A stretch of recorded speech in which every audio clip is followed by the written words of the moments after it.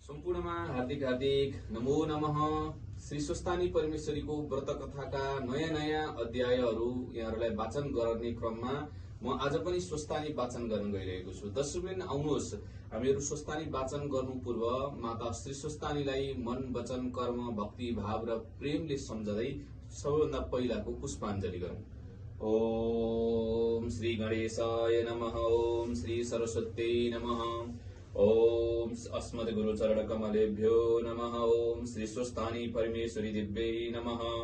ओम शुक्लां ब्रह्म विचार सार परमा माध्यम जगद व्यापिणीं वीणा पुस्तकधारिणीं अभयदां जाड्यान्धकारापहां हस्ते स्फाटिकमालिकां विदधतीं पद्मासने संस्थितां वन्दे तां परमेश्वरीं भगवतीं बुद्धिप्रदां शारदाम्।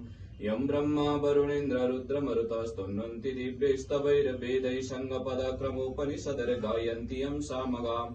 ध्यानावस्थित तद्गतेन मनसा पश्यन्ति यं योगिनो यस्यं तं न विदो सुरासुरगणा देवाय तस्मै नमः।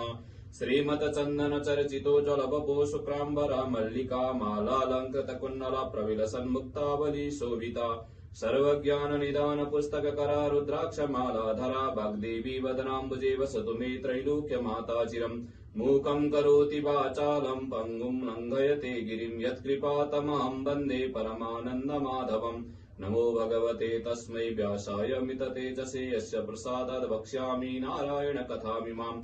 नारायणं नमस्कृत्य नरं चैव नरोत्तमं देवीं सरस्वतीं व्यासं ततो जयमुदीरयेत्। यौ तौ शङ्खकपालभूषितकरौ मालास्ति मालाधरौ देवी देवौ द्वारपति श्मशाननिलयौ नागरिको वाहनौ द्वित्यक्षौ बलिदक्ष यज्ञमथनौ श्रीशैलजा वल्लभौ पापं मे हरतां सदा हरिहरौ श्रीवत्स गंगाधरौ पापं मे हरतां सदा हरिहरौ श्रीवत्स गंगाधरौ। ओम श्री स्वस्तानी परमेश्वरी दिव्यै नमः। ध्यान पुष्पाञ्जलिं मंत्र पुष्पाञ्जलिं समर्पयामि। ओम ओम इदगो अभिः प्रजननं मे अस्तु दश वीरगो सर्वगणो सुस्तये आत्मसनि प्रजासनि पशुसनि लोकसन्य वयसनि अग्निः प्रजां बहुलां मे करोतन्नं पयोरे तस्मात् सुदत्ता।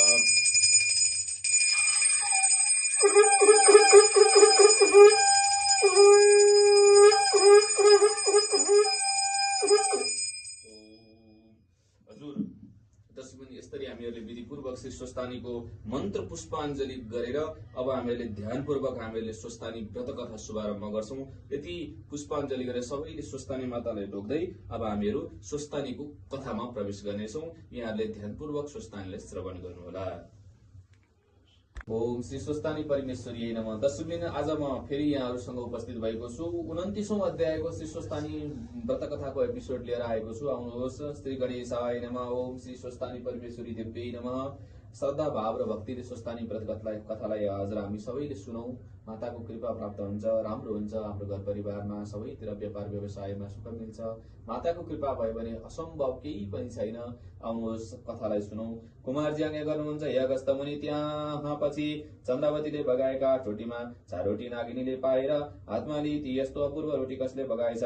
मेरा पति घर छैनन्, 12 वर्ष भयो कहाँ गए? पत्तो छैन उनलाई, नखुवाई एक्लै कसरी खाऊं? उनको खबर गरौं अनि 2-2 रोटी बाँडेर खाउँला भनी गण्डकी नदी नाला सबै स्थानमा खबर गर्दै गइन।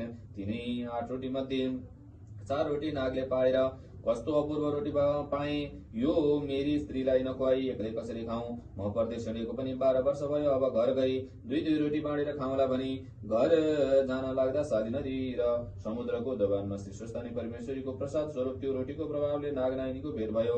अनि नागिनीले प्रसन्न भएर भनिन्, हे स्वामी, मलाई एक्लै छाडेर यतिका दिनसम्म कहाँ जानुभएको थियो? मेरो भाग्यले आज तपाईको दर्शन पाएँ।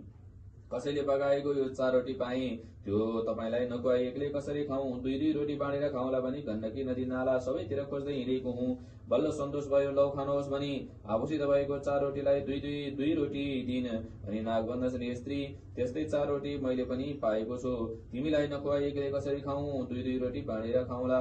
घर जाउँ भनेर आए। तिम्रो मुख देखेर सन्तोष भयो, लौ खाऊ भनेर आफूले पाएका 4 रोटीमा 2 रोटी दिए। दुवै स्त्री पुरुषले खाइसकेर नागिनी नागका काखमा बसी आनन्दले रहे। तब नाग भन्दछन्, हे स्त्री, 12 वर्षसम्म हामीहरूको भेट नभएको यसै रोटीको प्रभावले भेट भयो। जसले यो रोटी पकायो त्यसको भोलिकै दिनमा इच्छा सिद्धि होस्, लक्ष्मी प्राप्त हुन् र शत्रु नाश हुन् भनेर अनेक आशीर्वाद दिए। अनि नागिनी भन्दछन्, हे स्वामी, म पनि त्यसलाई आशीष दिन्छु। जसले यी रोटीहरू पकायो त्यसलाई नवग्रहले पीडा नगरून्, राज्य लक्ष्मी त्यसका बसमा रहन्। फेरि हामी जस्तै पति पत्नी छुट्टिएका भए चाँडै नै भेट होस् भनेर अनेक आशीर्वाद दिइन्। यसरी आशीर्वाद दिएर नाग नागिनी आफ्ना आश्रममा गए। त्यसपछि लावण्य देशका मानिसहरू शाली नदीमा स्नान गर्न जाँदा त्यस्ता किसिमले बसेकी चन्द्रावतीलाई देखेर सोधे, तिमी देवकन्या, विद्याधर कन्या अथवा स्वर्गकी अप्सरा रम्भा तिलोत्तमा को हौ? यहाँ एक्लै किन बसेकी? यति लोकहरूले भनेको सुनि चन्द्रावती भन्दछन्, हे लोक हो, हे देव, म देवकन्या वा स्वर्गकी अप्सरा होइन, म वरुणपुरका अग्निस्वामीकी छोरी चन्द्रावती हुँ। गोमा ब्राह्मणीका पुत्र नवराजकी पत्नी हुँ। हिजो स्वर्गका अप्सराहरू यहाँ आई श्री स्वस्थानी परमेश्वरीको व्रत गरेर स्वर्ग गए। मैले पनि उनीका संसर्गमा श्री स्वस्थानी परमेश्वरीको व्रत गरेर राति जागराम गरे भनिन्। र लावण्य देशका लोकहरूले आश्चर्य मानेर, गोमा ब्राह्मणीका पुत्र नवराज त हाम्रो देशका राजा भएका छन्, यो कुरा के कसो हो? राजालाई भन्नुपर्दछ भनी सल्लाह गरी नवराज राजा कहाँ गए महाराज भनी चन्द्रावतीले भनेको सारा कुरा सुनाए। ती शाली नदीको तटमा बसिरहेकै छन्, उनकी होइनन्, विचार गरी बक्सोस्। यति लोकले भनेको सुनि नवराज राजाले आफ्नी पत्नी चन्द्रावतीलाई सम्झेर, हे लोक हो, उनी तिमीहरूले उचित कुरा भन्यौ। चन्द्रावती मेरी पत्नी हो, राज्यको कार्यभारले उसलाई बिर्सिरहेको थिए। अब तिमीहरू सबैजना गई डाकेर ल्याओ भनी उत्तम वस्त्र अलङ्कारहरू पठाइदिए। अनि मन्त्रीहरूलाई डाकेर भने, हे मन्त्री, मेरी स्त्री चन्द्रावतीलाई शाली नदीका तीरमा गएर बसेकी रहेछ। अहिले लावण्य देशका लोकहरूले नाना वस्त्र अलङ्कार परि नाचगान गीत वाद्य गरेर लिन जाऊ, छिटै पठाऊ। म पनि परसम्म लिन आउँला। हात्ती घोडा रथ पैदल सेना आदि सबै तयार गर भनी आज्ञा मन्त्रीले हुन्छ भनेर सम्पूर्ण पूरा शहरमा झ्याली पिटाई सारा प्रजाहरू पछि लगाई। आफू पनि गए। सबै चन्द्रावती कहाँ पुगेर प्रणाम गरी, हे महारानी, नवराज राजाले हजुरलाई दिन पठाएर हामीहरू आयौं, यो पाल्की र वस्त्राभूषण ल्याएको छ, पहिरेर छिटै जाउँ भने। तब चन्द्रावतीले आफ्ना पति नवराजलाई सम्झेर, श्री स्वस्थानी परमेश्वरी, मेरा पति नवराजसित चाँडै भेट होस् भनेर हिजो व्रत गरे, आज भेट हुन लाग्यो।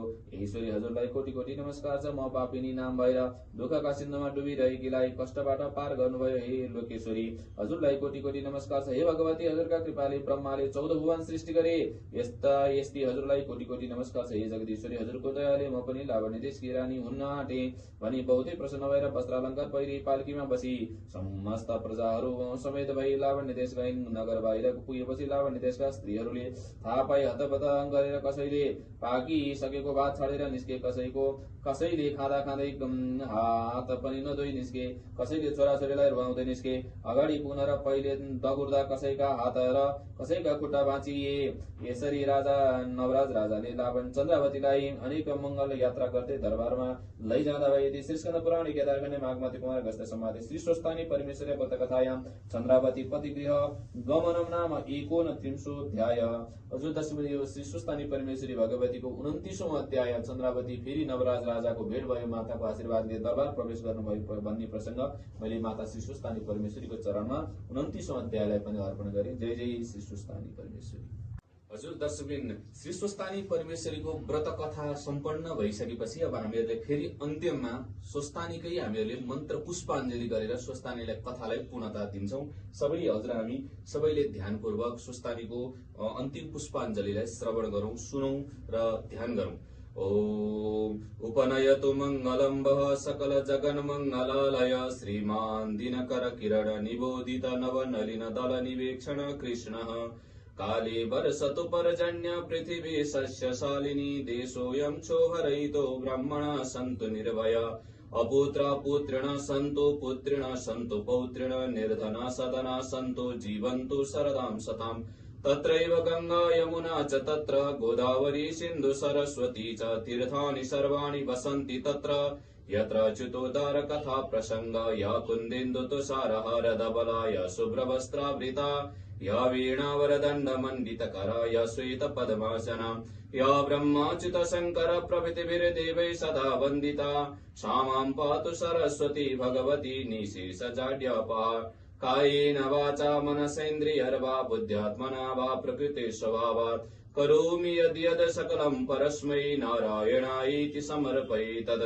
देवी प्रपन्नार्थे हरे प्रसीद प्रसीद मातर जगतोऽखिलस्य प्रसीद विश्वेश्वरि पाहि विश्वं त्वमीश्वरी देवी चराचरस्य सर्वमङ्गलमाङ्गल्ये शिवे सर्वार्थसाधिके शरण्ये त्र्यम्बके गौरी नारायणि नमोस्तुते। ओम जगज्जननी श्री स्वस्थानी भगवती परमेश्वरी दिव्यै नमः। ओम श्री स्वस्थानी माता जगज्जननी श्री स्वस्थानी दिव्यै नमः। हजुर दशमीन माता श्री स्वस्थानी भगवती परमेश्वरीको कथा सम्पन्न भएर मातालाई पुष्पाञ्जली चढाएर अब हामीले प्रसाद पनि अर्पण गरिसक्यौं। अब हामीहरूले यो प्रसाद मातालाई अर्पण गरी सबैलाई प्रसाद वितरण गर्नेछौं र हजुरहामी जहाँबाट यसरी स्वस्थानी श्रद्धा भाव भक्तिले श्रवण गर्यौं हाम्रो जीवनमा पनि माता श्री स्वस्थानीको शुभ आशीर्वादले हजुर हाम्रो घरमा स्वस्थानी भगवतीको शुभ कृपा रहोस्।